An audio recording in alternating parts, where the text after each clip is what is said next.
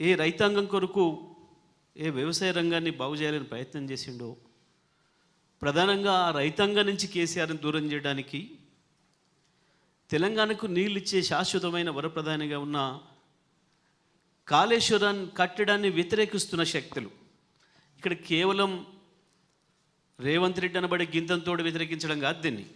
దీని వెనకాల చాలా దుర్మార్గమైన కుట్ర ఉంది. కాళేశ్వరాన్ని కట్టడం ద్వారా మాకు నష్టం జరుగుతుంది అనుకొని ఇవాళ బనకచెట్ల కథ అడ్డమవుతుందన్న కుట్రదారులు ఎవరైతున్నారో వాళ్ళ డైరెక్షన్లో జరుగుతూ ఉంది దీనిపైన ప్రచారం.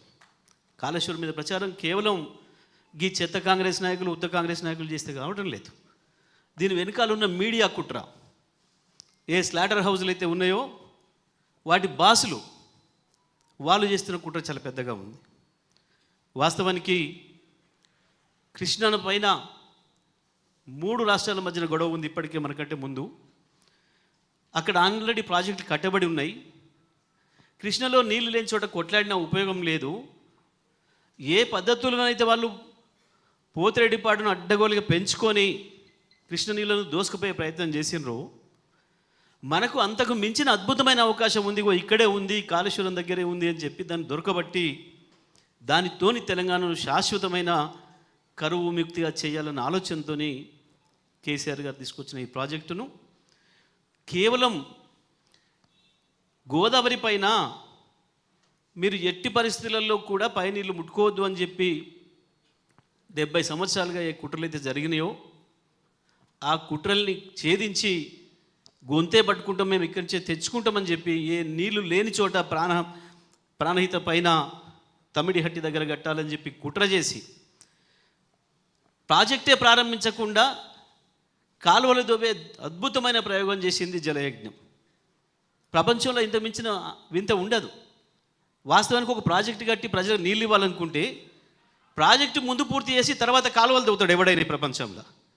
కానీ ప్రాజెక్టుగా అనుమతే లేకుండా ప్రాజెక్టు దగ్గర శంకుస్థాపన కూడా లేకుండా 16 చోట్ల 16 కాలువలకు శంకుస్థాపన చేసిపోయిండు రాజశేఖర్ రెడ్డి. కట్టని ప్రాజెక్టును మనం ఏదో వద్దన్నట్టు దాన్ని బంద్ చేసినట్టు ఒక దుర్మార్గమైన ప్రచారం చేస్తూ కాళేశ్వరం పైన ఏదైతే మన వ్యతిరేక శక్తులు, తెలంగాణ వ్యతిరేక శక్తులు, తెలంగాణ బాగుపడడం ఇష్టం లేని శక్తులు చేస్తున్న దుర్మార్గమైన ప్రచారాన్ని తిప్పికొట్టడానికి తప్పకుండా ఇటువంటి ప్రయత్నాలు ఇంకా అవసరం. ఇంకా కూడా కాళేశ్వరమే మనకు వరప్రధాని, కాళేశ్వరమే మనకు జీవధార అని చెప్పి తెలంగాణ ప్రజలకు ప్రతి ఒక్కరికి అవసరమయ్యే పద్ధతుల్లో ఇటువంటి ప్రయత్నాలు ఇంకా కొనసాగాల్సిన అవసరం ఉంది. ఇటువంటి ఇంకా చేయాల్సిన అవసరం కూడా ఉంది. దాని కొరకు ఇవాళ మిత్రుడు రాకేష్ చేసిన ప్రయత్నాన్ని అభినందిస్తూ మరి కార్యక్రమాన్ని కొనసాగిస్తూ దాంట్లో భాగంగా మిత్రులు ఈ కాళేశ్వరంతో కేవలం ఒక్క మహబూబ్ నగర్ జిల్లా తప్ప తెలంగాణలోని 9 జిల్లాలకు కూడా అవసరమైన సందర్భంలో ఉపయోగపడే పద్ధతిలో నిర్మాణం చేసిండు కేసీఆర్ గారు. హైదరాబాద్తో సహా రంగారెడ్డి, నల్లగొండ జిల్లాలతో సహా మొత్తం తెలంగాణలో ఉన్న 9 జిల్లాలకు ఉపయోగపడే పద్ధతుల్లో కాళేశ్వరాన్ని నిర్మాణం చేసిండ్రు.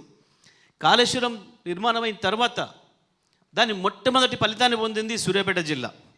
సూర్యాపేట జిల్లాలో మా ప్రజలు అద్భుతంగా కాళేశ్వర జలాలకి 1,00,000 జన హారతి అని చెప్పి అద్భుతమైన ప్రోగ్రాం కూడా చేసారు తెలంగాణ రైతాంగం, సూర్యాపేట జిల్లా రైతాంగం కూడా.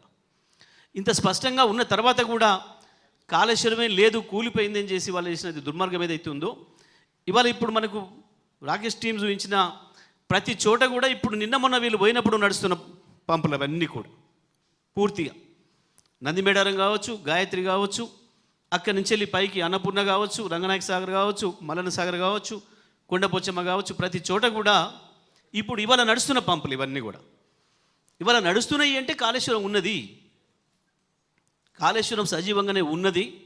కాళేశ్వరం ఎక్కడికి పోలేదు, పోయింది వీళ్ళ బుర్రల్లో, తెలంగాణ ఆత్మలే కూడా పోయింది వాళ్ళ మనసుల్లో తప్ప కాళేశ్వరం ఉంది, ఉంటుంది.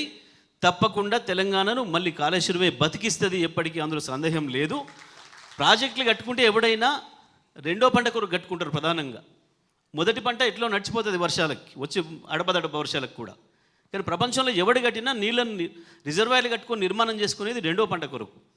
కానీ ఇప్పటికీ 2 సార్లు వచ్చిన యాసంగి పంటలను ఎండబెట్టింది కాంగ్రెస్ ప్రభుత్వం, కాళేశ్వరం పంపుల్ని ఆన్ చేయకుండా అంతటా. ఇప్పుడు తప్పని పరిస్థితులలో ఒత్తిడి మొదలైన తర్వాత ఈ పై పంపులు ఆన్ చేసిండ్రు. ఎట్టి పరిస్థితులలో ఎండాకాలం వచ్చే నాటికి మేడిగడ్డ దగ్గర పైన ఉన్న Kannepalli pump house, Sundilla Annaram pump హౌజులను కూడా ఆన్ చేసే పద్ధతిలో మన ఒత్తిడి రావాలంటే ఈ ప్రయత్నాలు జరగాలి.